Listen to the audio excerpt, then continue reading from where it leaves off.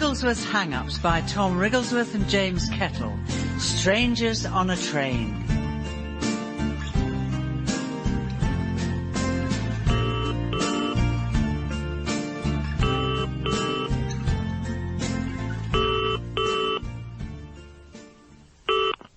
Hello, Sheffield 61977. Hey, Mum, it's me, Tom. What are you up to? I've picked up the phone and I'm pulling away from the table on the upstairs landing.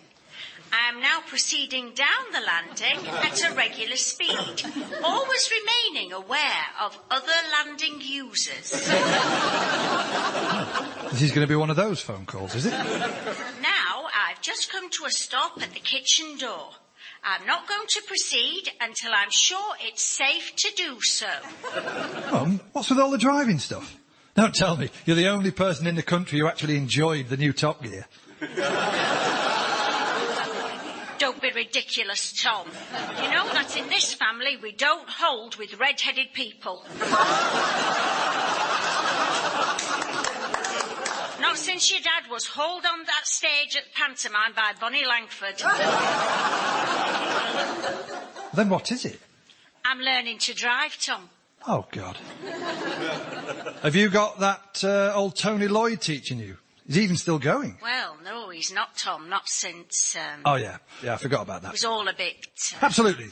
Best not to think about it. They said there were 5 of them all crammed into the same back seat.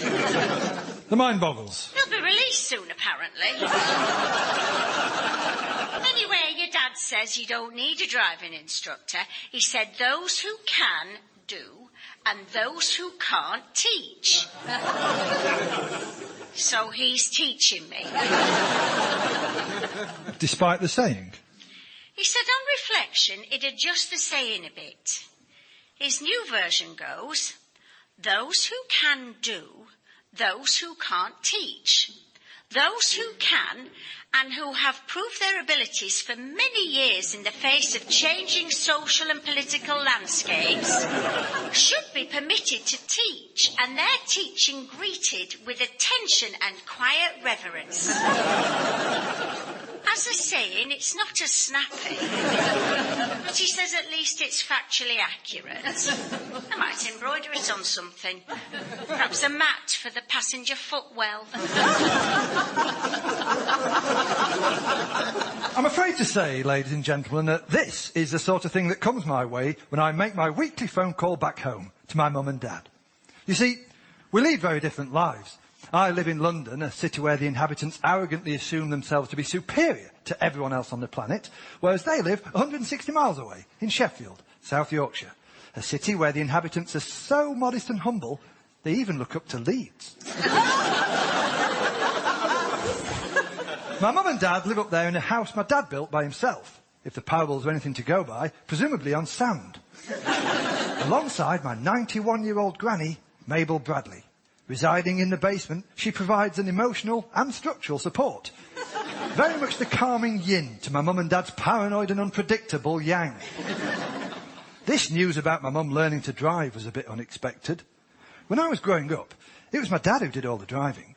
And thinking about it, my granddad did all the driving for my granny. And I seem to remember this gender divide being the same for all my friends. The whole thing has left me wondering whether I grew up in Sheffield or Saudi Arabia. I'm not saying my mum did nothing in the car. She had a critical role as the keeper of the boiled sweets. Plus, she'd point out any shops or front gardens that have been slightly altered at any time in the last 20 years. You'll have to excuse me if I sound a bit giddy, Tom. I've just had a lesson with your dad. Well, it was yesterday, but I expect the adrenaline will wear off soon. I had the windscreen wipers up to medium. It was bonkers. Why do you want to learn to drive, Mum? Well, I can't remember what started me off originally, but what's motivating me now, Tom, the single biggest reason I've got for wanting to pass my test is that it means the lessons will end.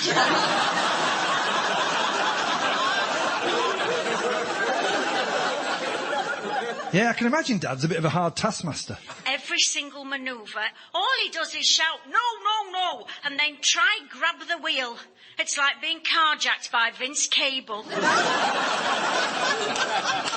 Oh, dear. It's It's putting me ever so on edge, Tom. The auctioneer whacked down his gavel on bargain hunt just now. I instinctively tried to do an emergency stop and head-butted my team. I guess Dad's just one of those blokes who's a better driver than a passenger. Oh, he's a terrible passenger, Tom. He never spots when shops or gardens have been altered. And he's got no idea when to hand out the travel suite. No, hang on, here he comes. Richard, it's Tom. All right, Tom. Been talking on the phone to Nigel and Mansell here. What? A comparison I make sarcastically, since Nigel Mansell was an excellent driver. Unless you want to look down your nose at 59 podium finishes in a 15-year career, in which case, God help you. Lives on Jersey now, and I can't say I blame him. It's nearer France, where they treat moustaches with a lot more respect. I hear you're teaching Mum to drive. Absolutely, son. Between you and me, Tom, the driving lessons aren't going all that well. You amaze me. I don't think your mother's at all grateful for being given the benefit of my expertise. Oh, I'm sure that's not the case. And she's not technically strong, Tom. Not technically strong at all. She's struggling with parallel parking. She's all at sea, reversing round a corner. Oh, and she can't turn right. She can't turn right? What do you mean she can't turn right? Well, to be fair, Tom, it's not the easiest of manoeuvres, but I've told her she's not going to pass the test without it. Crikey. Hey, have you got her a copy of the highway code? Certainly have. I'll be handing it over as soon as I've finished amending it.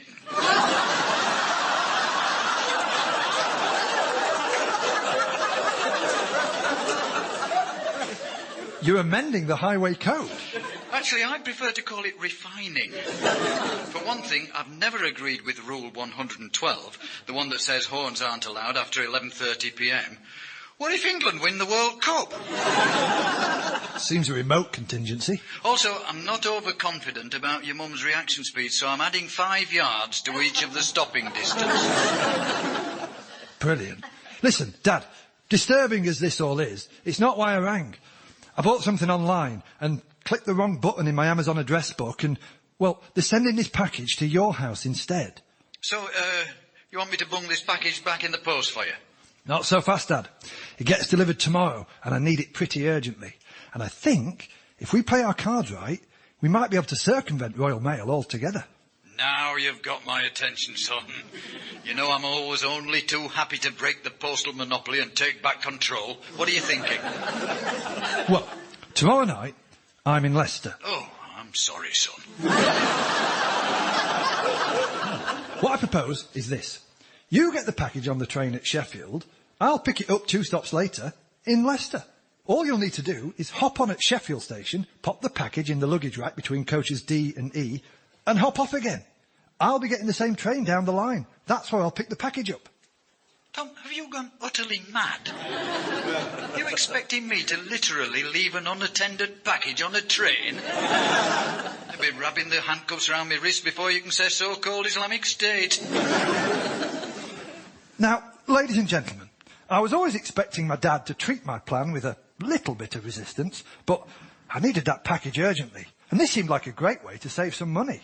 All I needed to do was make sure I was on the same train that my dad had put the package on, the 10:26 from Leicester, which I had an advance ticket for, only to be used with the accompanying seat reservation on the specified service, non-transferable, although usually I see these warnings as more of a challenge. I probably shouldn't tell you this, but here goes. If I end up on, say, the 3 p.m. service from Oxford, but I've got an advance ticket for the 2:30, what I do is employ a kind of Jedi mind trick. I confidently hand my completely invalid ticket to the inspector, and while doing so, ask them what time the train arrives at its destination.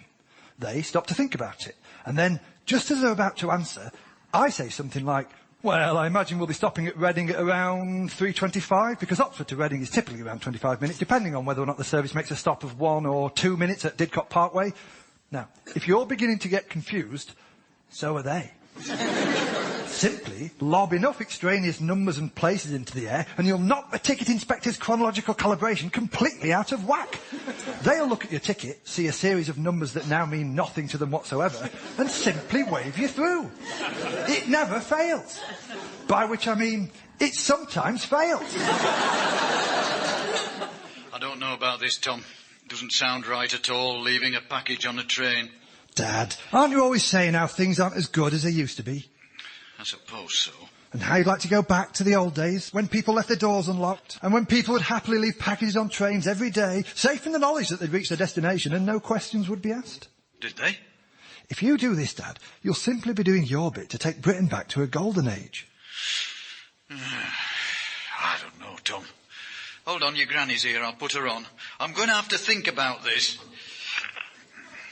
Thomas, it's your granny. What have you said to your father? 48, 38, 4. I didn't say anything. 58, 30, 113. What's he doing? The doctor told your dad that when he gets stressed, he should repeat something reassuring.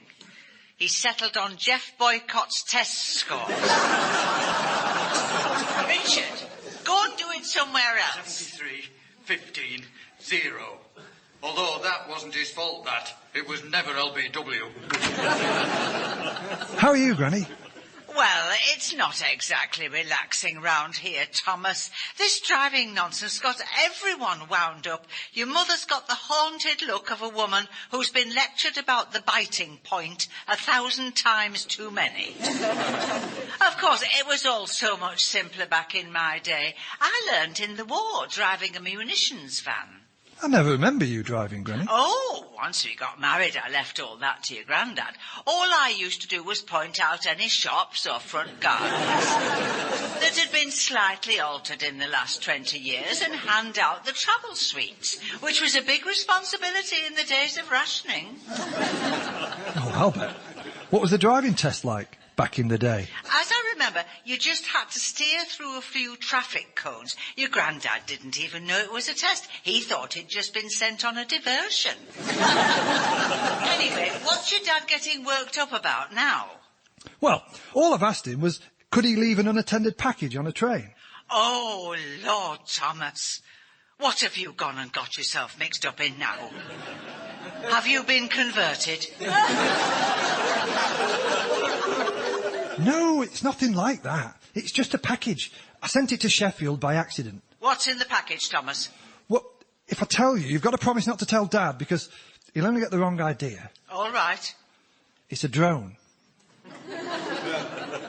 A what? A drone. It's like a remote-controlled plane. Oh, how lovely, Thomas. Who are you planning to kill?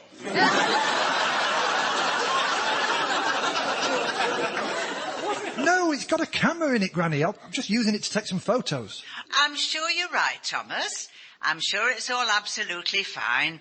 My advice is, if they catch you, claim refuge in the Ecuadorian embassy. I'm sure Julian Assange won't mind bunking up. Now, ladies and gentlemen, I had to get hold of that drone before Friday evening. Sheffield Wednesday were coming down to London to play Leyton Orient in the Cup. And I don't know how to explain what that means to people who don't follow football, but it's basically like David and Goliath, where David and Goliath are roughly the same size, and neither of them know how to play football. The trouble was, I didn't have a ticket, but I did have a plan. Once you get used to those drones, you can fly them to immense heights and get pin-sharp, smooth camera footage. All I had to do was hole up in a pub near the Orient ground, get my remote control out, and watch on my iPhone as the footballing carnage unfolded. I just needed the drone to arrive. And I don't know how she did it, but somehow my granny managed to interrupt my dad's boycott mantra and talk him into going along with the plan. So on Friday morning, I caught the 10:26 from Leicester and proceeded confidently to the luggage rack between coaches D and E. But when I got there, my package was nowhere to be seen. I immediately found my dad on his mobile.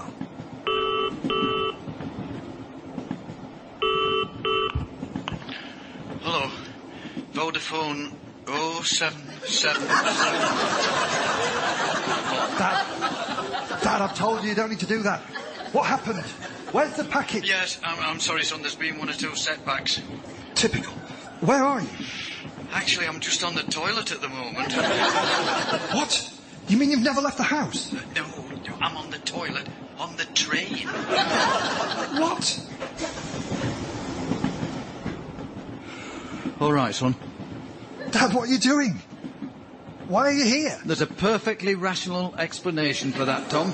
The luggage rack was full. Oh, God. I get on at Sheffield, go to the racks, and there's no space to put your package. So? Well, there's no plan B, is there, son? You cooked up this old scheme, but you never included a plan B. You see, me, I never embark on anything without drawing up a plan B. Sometimes a plan C and a plan D. Even a plan E, if any of plans A to D involve your mother in a pivotal role. Dad, you're not answering my question. What are you doing here? Well, there I was, staring at a jam-packed luggage rack, your package in my hands, and I was forced to improvise. I had to think on my feet and come up with a spontaneous solution. Which was? The train pulled away before I thought of one. Since when I've been stuck here? Hiding in the toilet? Well, of course I'm hiding in the toilet. I don't have a valid ticket. Not through one to try in mind. I tried to get a platform ticket at Sheffield Station, but they refused on the, to my mind, unreasonable grounds they'd been discontinued in the 1980s. How am I going to explain myself to the ticket inspector? Don't worry about that. I've got a trick. Oh, God. 34. 117. 90... Look, take this. It's one of my old tickets from Sheffield to London. Now, this one was never stamped. What good will that do? It says here it's for the 16th of January 2015. It's an antique. No inspector's going to let me travel on that. I'll be taken off at Kettering and shot, and with good reason. Dad, it's very simple. Listen and learn. The first thing you do is hand this ticket to the inspector and ask them what time the train is due to arrive at its destination. Now, here comes the clever part. Well, ladies and gentlemen, I know that Tom likes to use these parts of the programme to pass sarcastic little remarks about me and the rest of the Wrigglesworth family. Well, it may have taken me 4 series, but at last I'm finally going to have my say. How I'll let him talk me into situations like this, I'll never know. I'm a perfectly respectable retired accountant. And this is the time in my life when I should be taking it easy, not leaving packages on trains, hiding in toilets, and lying to ticket inspectors under the instructions of a half-wit. Of course, Tom's always been a bit of a wrong-un. I used to take him for walks when he was a little lad, and I'd be telling him stories about the geography of medieval Sheffield, or the fascinating early stages of the construction of the M18. But it was like the very sound of my voice made him go off in a world of his own. Sometimes I wonder if the stork dropped the bundle down the right chimney. That knocks his chronological calibration completely out of whack. Dad, are you listening? Eh? Oh, sorry, son. I'm trying to teach you something here, Dad. Don't let your attention wander. I bet you tell Mum that when you're teaching her to drive. Oh, my God, Tom, your mum. Your mum? What about her? She's still in the car park at Sheffield Station.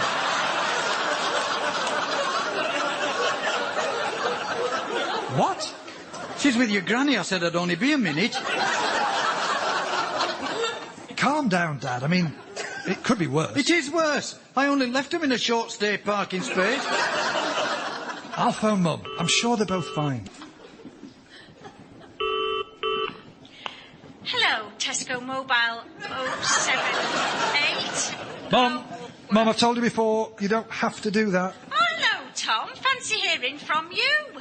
Your dad's just popped in to put your package on the train. I'm sure he won't be a moment.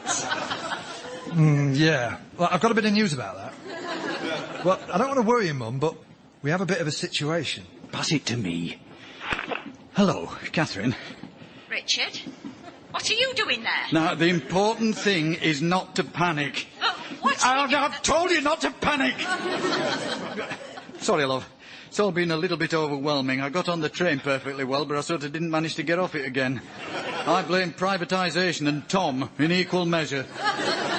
What's going on? Catherine, this is not an easy thing for me to say, but I'm going to have to ask you to drive yourself home. But, Richard, I haven't got a licence. It's perfectly legal. Your mother's there with you. She's a qualified driver. Or at least she's never been formally struck off. Catherine, what is is it? I'm going to have to drive us home, Mum. But it's all right because you'll be supervising. Oh, how lovely.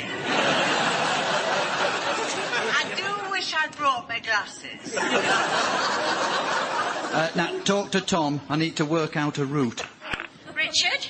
Richard, where's he gone? He seems to be drawing a rudimentary map of Sheffield on a napkin from the Pumpkin Cafe. Oh, Tom, I don't know if I can cope with this. I'm not an experienced driver. Your granny's been testing me on my stopping distances. I'm out by 5 yards. Right, I'm ready. Give it here. Hello, Mrs. Wrigglesworth. This is Mr. Wrigglesworth. You are? Don't interrupt, son. Despite the unusual conditions, this is still essentially a driving lesson, and it's best to retain a certain degree of formality. Right, Mrs. Wrigglesworth. I've planned out a route for you. This should avoid anything you can't cope with, like main roads, roundabouts, and most importantly, right turns. My calculations are right. It should add only 1 hour and 15 minutes to your journey time. For God's sake. Pass the phone to Mabel. She can relay my instructions from the train, to be referred to hereafter as the control tower. Hello, control tower. This is backseat driver. Do you read me? Over. Tell Catherine to put the key in the ignition and turn it clockwise. Depress the clutch pedal and engage the gear stick in first position. Then allow the clutch pedal to rise, gently depress the accelerator pedal, check all mirrors and blind spots, and pull out of the car park, turning left. He wants you to turn left. Please pass on all my instructions, Mabel. We need to avoid confusion. Right. He knows I can't turn right. When you get to the end of the road, it's another left, and then keep going. It's a left at the end, Catherine. Oh, I've not seen that shop before.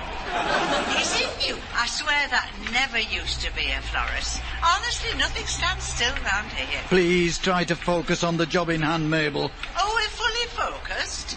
Catherine, do you want a travel suite? When you've made that left turn, you want to look for a church ahead. Do you copy? I said, do you copy? Tom, the bloody phone's gone dead. Bring them back. Oh, dear. Oh, dear. Oh, dear. Hello, you're through to the voicemail of Catherine Wrigglesworth. What happens now? What happens now? Voicemail. I can't believe this. I'm stuck on a train, and your mother's lost in the urban jungle of metropolitan Sheffield with only a travel suite pushing cataract patient for company. Oh, because of this sodding package of yours. What's in it, anyway? It's a drone, an unmanned aircraft. What? I knew I shouldn't put anything past you, Tom. You've been radicalised. No, Dad, And to think I've become an accessory. Well, thank you very much for dragging me into all this. I hate to think what they'd do to a good-looking man like me in prison. Dad, will you listen? No, Tom. There's nothing you can say that'll interest me. It's just, there's an inspector coming at the other end of the carriage, and he seems to be checking everyone's tickets. Oh, God, and I can't get to the toilet. There's a refreshment trolley blocking me path. Who needs shortbreads at a time like this? Keep calm, Dad, and remember what I told you. What, that you're a terrorist? The thing about the tickets. No, they're coming. May the Lord have mercy on my soul.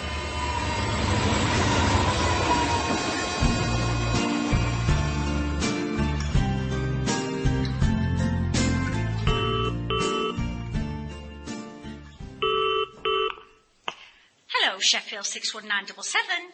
Hey, Mum, it's Tom. How are things? Oh, wonderful, Tom. Just got in from a driving lesson. I think I've nearly mastered reversing round a corner. All I need to do now is do it on all four wheels. And Dad stayed calm, did he? Oh, your dad's not teaching me anymore, Tom. I had to let him go. No, I've got myself a proper instructor. Oh, Your granny's teaching me. really? Oh, she's ever so reassuring, Tom. We got the idea when we were driving back from the station. I realised what had been holding me back before was anxiety. And it's amazing how calm I feel the moment I stop hearing your dad's voice. Speak of the devil, Richard, it's Tom. No, Tom Wrigglesworth. All right, Tom. All right, Dad. You sound cheerful. Somebody died? I'm still basking in my glory, son. 3 days on and still can't get over it. That ticket inspector didn't know whether he were coming or going. Good system, innit? Well, your version wasn't perfect. Oh, of course not. I mean, it wouldn't be. Like the highway code, it benefited from a bit of refining from me. Yeah, but I told you to confuse them with irrelevant numbers and places. And so I did. No sooner had I handed over the ticket, I launched into Jeff Boycott's test scores. 246, Headingley, 1967. 119, Adelaide, 1971. 105, Delhi, 1981. I could, and indeed did, go on. Yeah, I know, Dad. I was there. It was horrendous. Do you remember? I'd barely got through half the test hundreds before he was backing away towards the buffet car with the fear of God in his eyes. And how about you, Tom? Was your package worth it? Are the other jihadis impressed? Dad, you know it wasn't anything like that. I wanted to use that drone to watch Wednesday. Eh? That was what it was for. I flew it over the top of the Leighton Orient ground during the match. You mean you made that drone film Sheffield Wednesday playing football? Fancy inflicting something like that on an innocent piece of technology. So, did it work? Well, not exactly. I hadn't quite got my head around the controls. I crashed it into a bird. Whole thing's a write-off. At least I assume it is. Last thing I saw was a bump, a load of sparks and feathers, then the screen went dead. Some blame the overhead chaos for the third of Wednesday's own goals. Never mind, son. There's no shame in admitting your limitations. Like these driving lessons with your mother. Really? So you're admitting your limitations when it comes to teaching? Oh, don't be ridiculous, Tom. I'm saying she should admit her limitations when it comes to being taught. She started having a go at me, saying all the worries behind the wheel were my fault. And do you know what I said to myself? 1, 2, 1. 1 to 1? 1, 2, 1. Second test against Pakistan. Lords, 1971. That was a hell of an inning.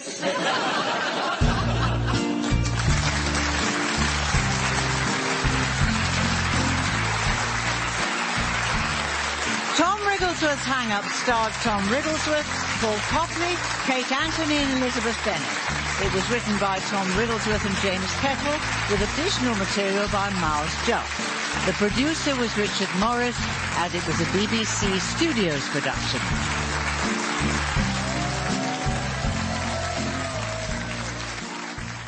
And we'll eavesdrop on some more of Tom Wrigglesworth's Hang-Ups next week.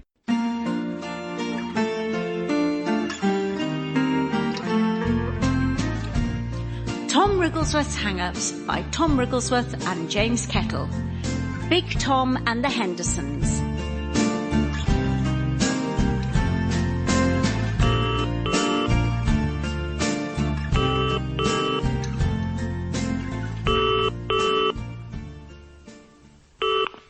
Hello, Sheffield 61977.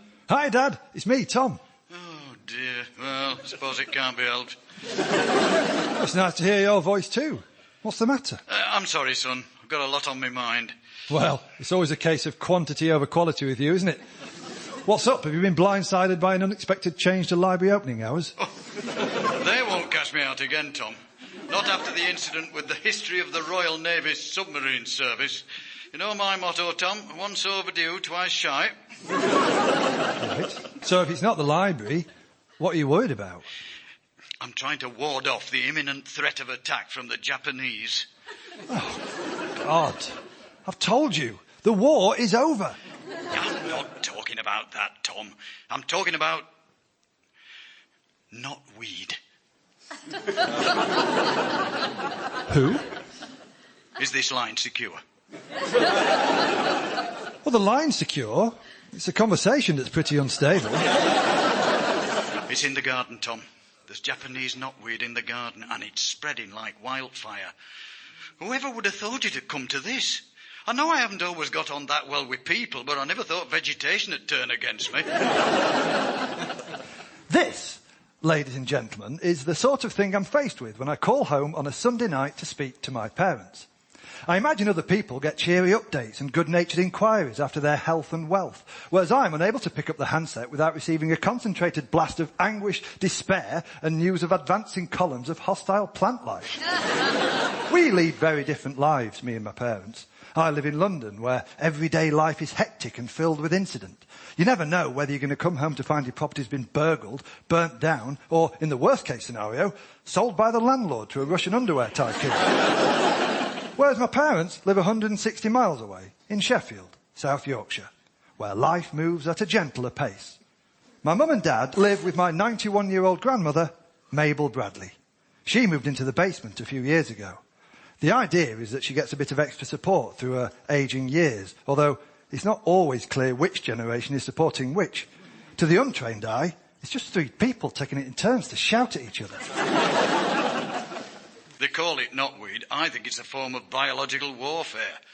The Japanese never accepted the final score back in 1945. This whole thing is Hirohito's revenge. Dad, what are you on about? You remember last year when we moved the shed? No. Your mother wanted me to move the garden shed because you could almost see it from the front of the house. She'd been watching Homes Under the Hammer and said things like that can greatly affect curb appeal.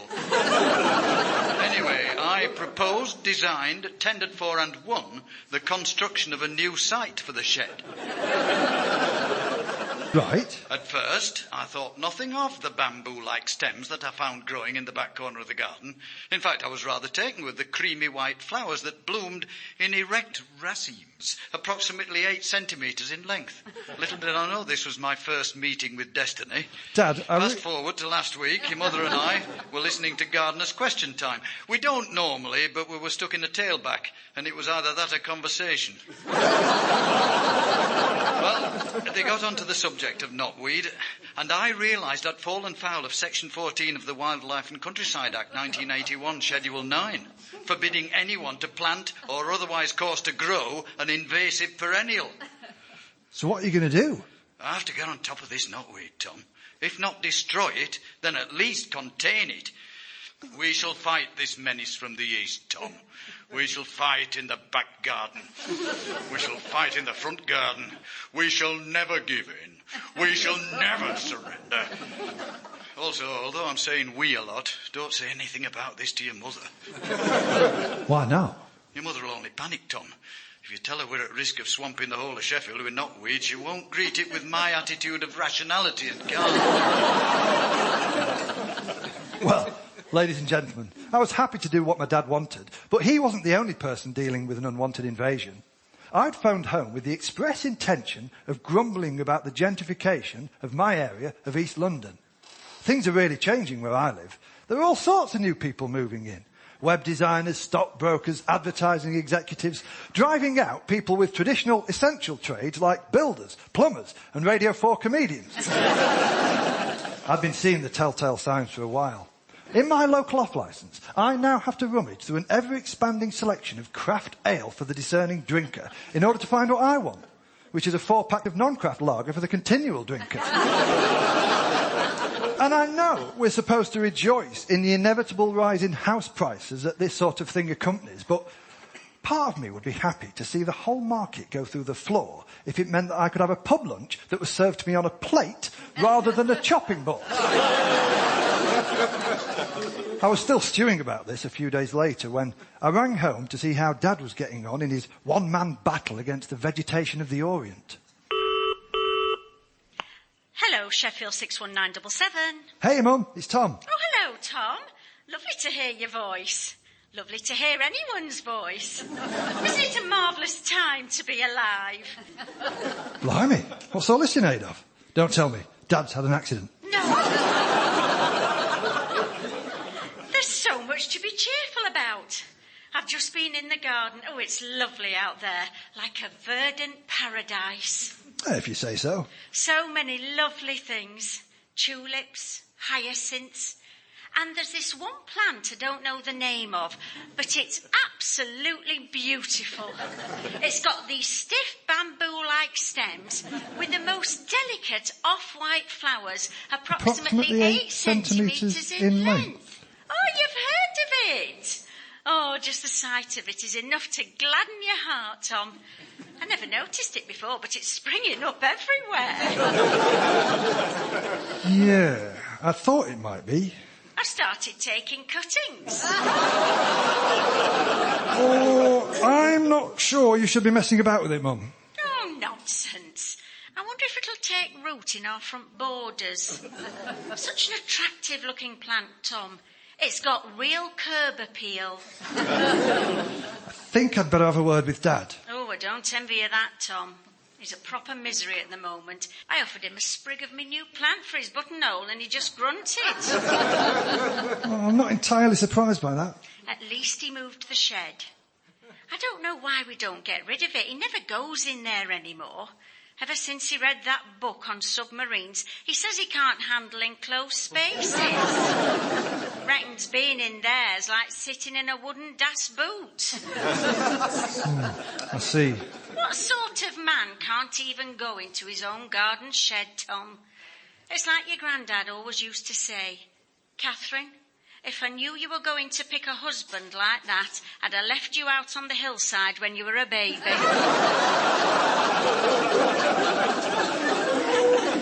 Nice. Very nice. Anyway, how are you doing, love? Are you eating all right? Oh, hardly. I went down the cafe on our street earlier for some egg on toast.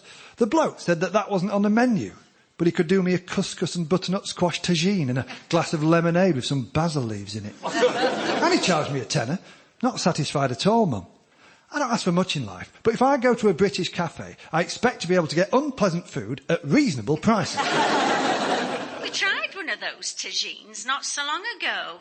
It was, now let me think. Oh, aubergine and eggplant. Of course, your dad said it was all a bit samey. Well, this was very bland. Luckily, I had a bottle of Hendersons relish in my pocket. A few drops of that livened it up a little. Oh, well, it would do. You've always got to have some Hendersons on your persons, Tom. It's guaranteed to liven up every meal. Now, ladies and gentlemen, I feel I should provide a bit of a footnote here.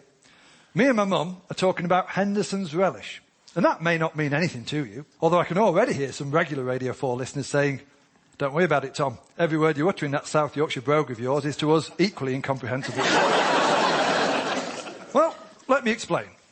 Henderson's relish is a condiment manufactured in Sheffield. It's a sort of spicy, fruity sauce made largely out of water and vinegar. Some people think that Henderson's relish is Sheffield's answer to Worcester sauce. These people are wrong. Henderson's relish is Sheffield's answer to everything. One big difference between Henderson's and Worcester sauce is that Henderson's contains no anchovies. This is absolutely key, and proud Sheffielders are always quick to point this out, because it means that Henderson's is completely vegan-friendly. What proud Sheffielders are slower to point out is that most people typically slosh the stuff over steak, lamb chops, shepherd's pie and chicken, meaning any attempt to market Henderson's as the hallmark of an animal-free diet will give you pretty thin gruel. Although proud Sheffielders will then point out that said thin gruel could always be livened up with a dash of Henderson's. The other key thing about Henderson's is that it is completely unknown outside of Sheffield. Henderson's is a Sheffield sauce, made by Sheffield people, for Sheffield people. It's just so versatile, Tom. And of course it's vegan-friendly. Yes, Mum, I know. The bloke in the cafe saw me with my little bottle of Henderson's, came over and asked if he could dip his bruschetta in it. All right. She his wife, is she? No. Look, never mind. All I'm saying is it went down very well. Of course it did, Tom. A little bit of Sheffield does wonders to brighten up that gloomy old London. Oh, that reminds me. I'll send you down some cuttings from my new plant. I'm only too happy to spread some of our beautiful greenery. Oh, hold on. Your dad's just come in. I'll put him on. Richard? It's Tom. No, Tom. Oh, you do know her, Tom.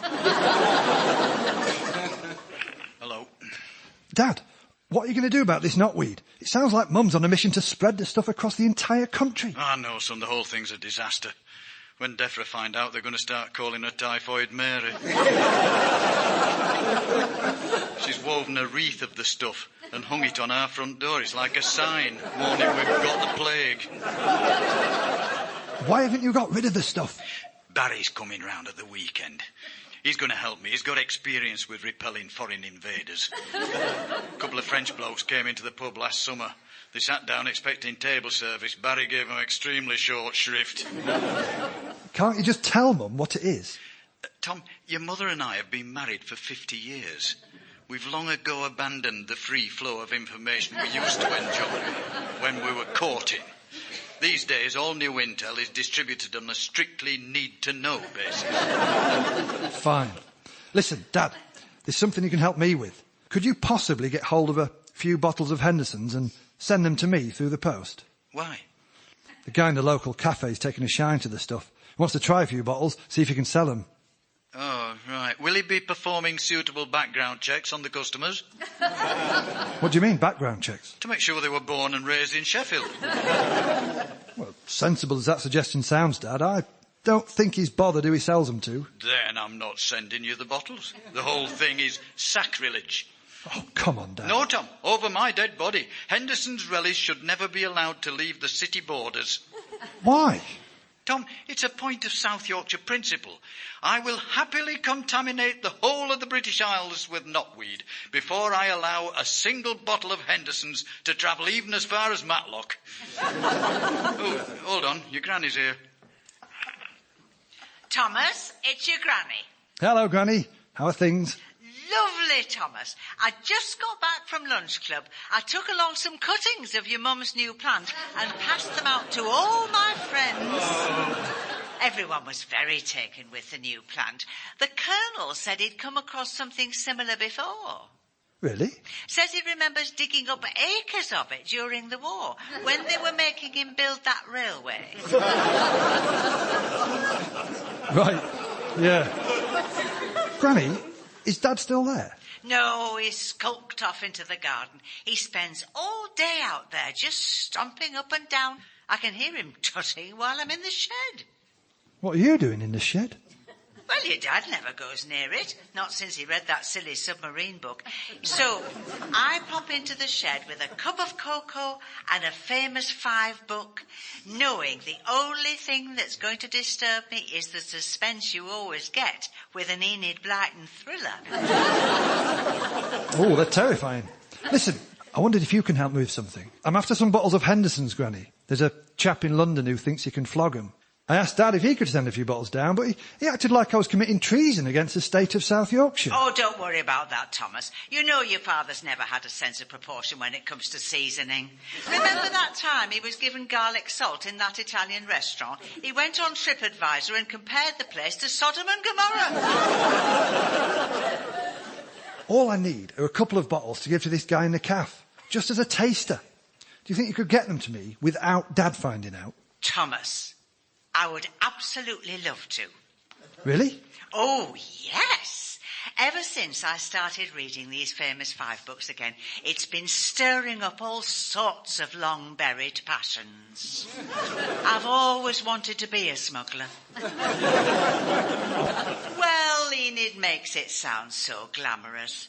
Pulling a rowboat full of whiskey onto the shore of Kirin Island, a flashlight in one hand, a cosh in the other, maybe a poisoned pork chop in your back pocket to deal with Timmy the dog. It always sounded like such a glamorous life. Granny, you do realise the smugglers were the bad guys? The devil has all the best tunes, Thomas. So, ladies and gentlemen, a couple of days later, a package of 3 Henderson's bottles arrived, and I took them down to the guy at the cafe. I felt a bit bad doing all this behind my dad's back, but then he's keeping the truth about the knotweed away from my mum. And my granny's kept from everyone, all her life, the fact that she's always wanted to be a bootlegger. Hello? Hello, matey. I'm calling from Untitled. Untitled? The cafe at the top of Rowland Street is called Untitled. Oh, right. Why? Names are pretentious, mate. They're inauthentic. We wanted to get past all that and do something, real. Right, okay. All right, listen, Tom. You gave us those bottles of Hendersons relish, right? Hashtag delicious. It's perfect for us. You were telling us it's artisanally produced on a small batch basis? Something like that. I know it's vegan friendly. I can tell you that much. Yeah, don't I know it, man. I've had those vegans in there swarming around it like the honey. They're still not sure if they're allowed.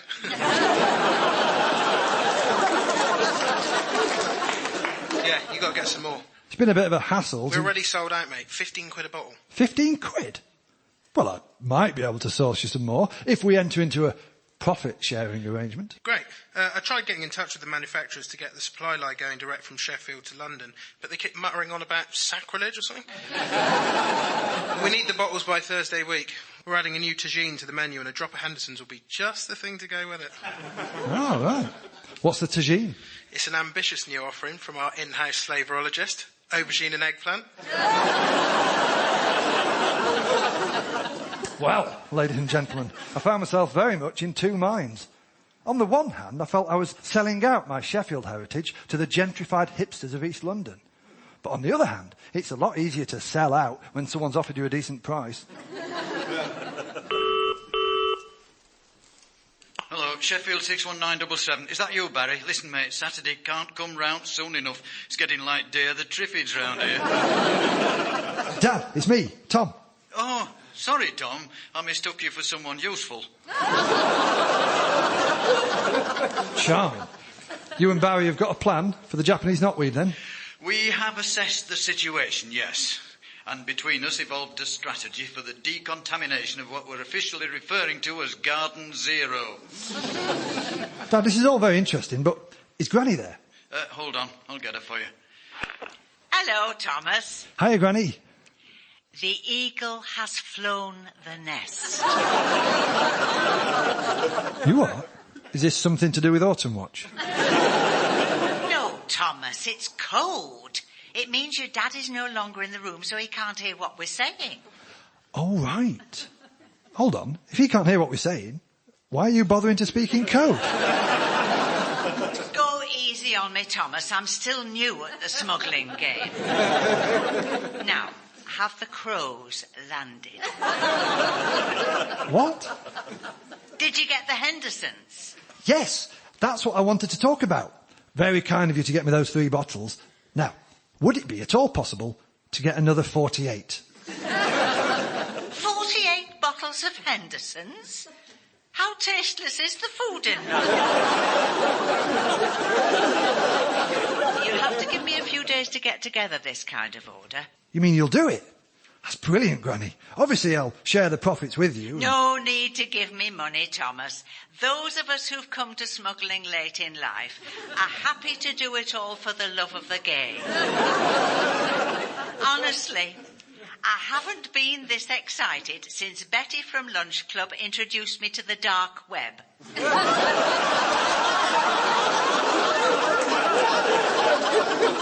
Now, I'll need somewhere to stash the bounty at this end, somewhere your dad will never look. The shed. You said he never goes in there anymore. Hold on, your mum's just come in. Well, Thomas, how nice of you to ring your granny just to have a perfectly innocent conversation. Catherine, it's Thomas. Tom, I'm so sorry, love. I haven't had time to parcel up that plant cutting for you yet. But I will do. No, Mum, please don't. I mean, you know I'm not really the gardening type. I'll probably only end up killing it. Oh, what absolute nonsense, Tom. To be honest, you'd be amazed at how resilient it is. Even when you cut it down, it just grows back more strongly. And it takes root given the slightest encouragement. You so much as drop a bit down a crack in the pavement and it springs up overnight. It's absolutely foolproof. Well, ladies and gentlemen, while my mother continued on her merry path distributing the botanical equivalent of anthrax, I had nothing to do but sit tight and wait for my Hendersons relish connection to come up with the goods. But for over a week, nothing turned up. And this was starting to make certain other people distinctly nervous. Hello. Tom, it's Iggy. Oh, yeah, from No Title. Sorry, mate, that's Untitled. What? The cafe, it's called Untitled, not No Title. I thought you said the name of it didn't matter. Yeah, still, I'd rather you didn't get it wrong, all right? I'm most enormously sorry. Yeah, look, Tom, how's progress coming with the Hendersons relish consignment? I'm doing all I can, mate. You might just have to be patient. My customers aren't patient, Tom. We made a deal and you promised to come through. I've got people waiting for this stuff. Dangerous people. Dangerous people? Yeah, well, vegans, but... Look, they're more dangerous than you think. They may look all relaxed and zen, but when they're going through a condiment withdrawal, it's not a pretty sight. I'm not being threatened with a sock of mung beans again. Not for you, not for anybody. All right, mate, calm down. I'll do what... Look, Tom, just deal with it. I haven't got time for this, you know. I've got quiches to sell. Well, ladies and gentlemen, this was a fairly shocking state of affairs. There I was, thinking I could make a few quid on the side, fencing bottles of Hendersons, only to find myself up to my neck in the sordid underbelly of London's artisanal grocery scene. I immediately got onto my 91-year-old fellow smuggler, who assured me that she'd managed to get hold of the Hendersons and was only waiting until she'd stockpiled sufficient quantities of brown paper and string before she could, as she described it, make the drop. She also advised me to keep an eye out for any gangs of well-brought-up teenagers, especially if they were accompanied by a dog.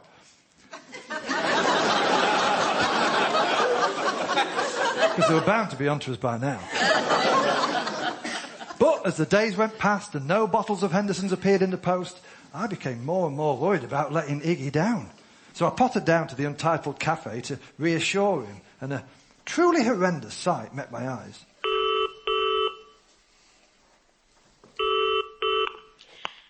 Hello, Sheffield 61977. Hey, Mum, it's Tom. Oh, hello, love. How are things? Oh, not so good, Mum. I've just had a harrowing experience. So have we, love. Really? Oh, yes. I popped down to the post office to get a jiffy bag.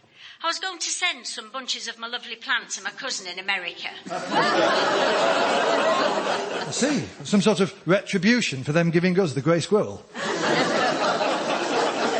what, love? Absolutely nothing. Anyway, you'll never guess what happened while I was out. The garden caught fire.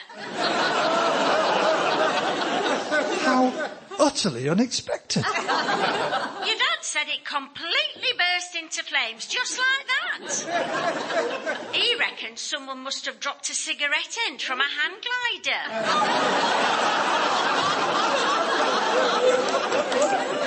Yeah, that certainly seems the most likely explanation. It's tragic, really, Tom. You know, we lost all the supplies of my lovely plant. Talk about bad luck. Your dad had just finished stacking all my spare bunches in the very spot the fire broke out. Ooh, tragic indeed. Listen, Mum, about what I saw today. Oh, your dad's here. I'll put him on. Tom, Dad, I hear your little knotweed problem's cleared itself up. isn't it the most extraordinary thing? You'd have thought somebody hang gliding would be more careful. You managed to burn away the lot of it then? Not a scrap survived. Good job we had Barry on hand. He's had a lot of experience with fires. It's because of his background in insurance. I didn't know Barry worked in insurance. No, he's just made a lot of claims. So, between us, we managed to put out the blaze. Shame about it spreading to the garden shed, though. It spread to the shed? That's right. Do you know the most extraordinary thing happened? No sooner had the shed gone up than all of a sudden, bang! Barry and I found ourselves being bombarded by millions of pieces of shrapnel covered in boiling vinegar. I'm sure there's a perfectly rational explanation. You've been taking Hendersons down to London, haven't you? After I explicitly told you not to. Well, you'll find it doesn't travel well. It's like Guinness. It never tastes quite the same outside the land of its birth. Well, it's all over anyway, Dad. I went down to the cafe today and Iggy the manager won't be wanting any more Hendersons. Why? What's happened? It's almost too appalling to repeat. He's He's copied the recipe and made his own version. Copied the recipe? How can he have copied the recipe? That blend of herbs and spices is a secret passed down from Henderson to Henderson. Well, he's cracked it, Dad, and he's cut me completely out of the deal.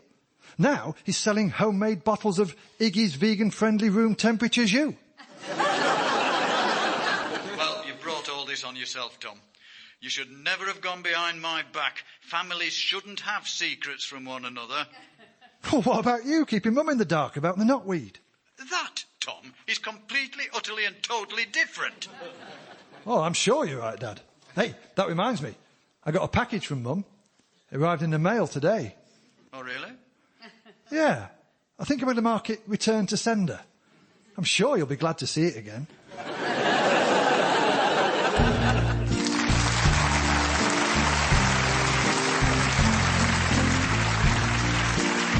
Tom Wrigglesworth's Hang-Up starred Tom Wrigglesworth, Paul Copley, Kate Anthony, Elizabeth Bennett and Ed Keir. It was written by Tom Wrigglesworth and James Kettle with additional material by Miles Jupp. The producer was Richard Morris and it was a BBC Studios production.